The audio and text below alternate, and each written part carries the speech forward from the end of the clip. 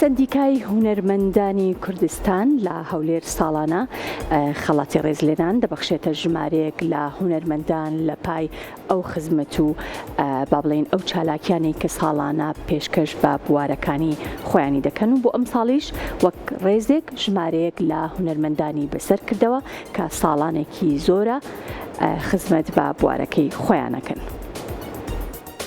ڕێزلێنانی هونەرمەندان زۆر پێویستە گرنگی بە ڕێزلێنان بدرێت لەبەرەوەی هونەرمەند ئەو کارەی دەکات لە بۆ هەموو میلەت دەکات لە بۆ هەموو خەڵک دەیکات بۆ خودی خۆی نییە.